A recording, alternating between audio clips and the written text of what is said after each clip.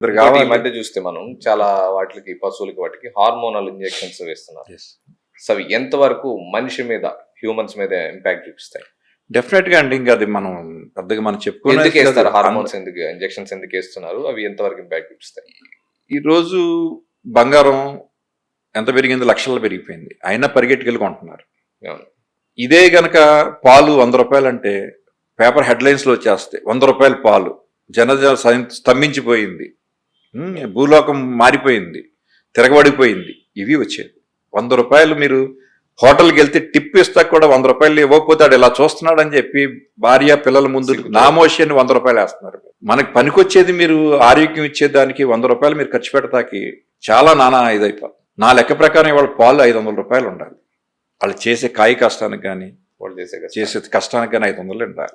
అది లేదు కాబట్టి మీరు తక్కువ కావాలంటే వాళ్ళు అదే సిస్టమ్ ఫాలో అవుతారు. Hormonals injections.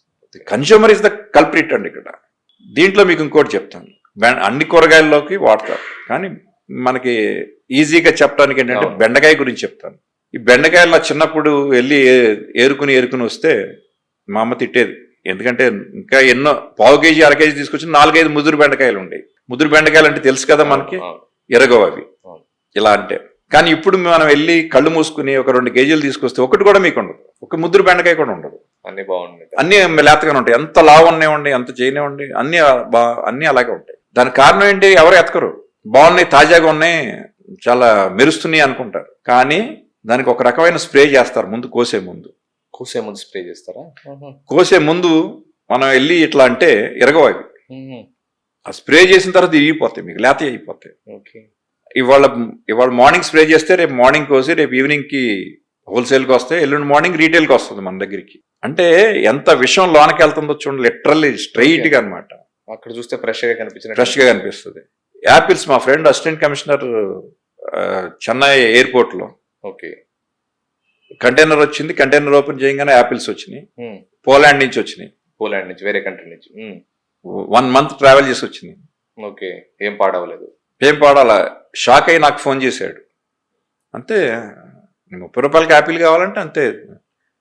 అక్కడి నుంచి మళ్ళీ మన లోకల్ మార్కెట్స్ రావాల్సి 1 week పడుతుంది. అవి తీసుకొచ్చిన తర్వాత మన టేబుల్ మీద ఒక 5-6 రోజులు పెట్టినా ఏం కాదు మీకు. సేమ్ ఏం చేస్తుంటారంటారు వాడు? సేమ్ ఇదే ఫార్ములా, స్ప్రే చేస్తారు, స్ప్రే అంతే.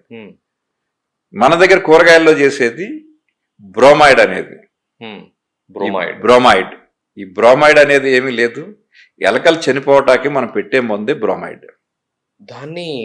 దాన్ని కొడతారు వెజిటబుల్స్ మీద కొడుతున్నారు. మీరు, నేను దీని నుంచి చెప్తున్నాను కదా ప్రేక్షకులందరికీ, మీ ఇంట్లో పెంచుకుంటా ఉంటే కనుక ఎక్స్పెరిమెంట్ చేయండి.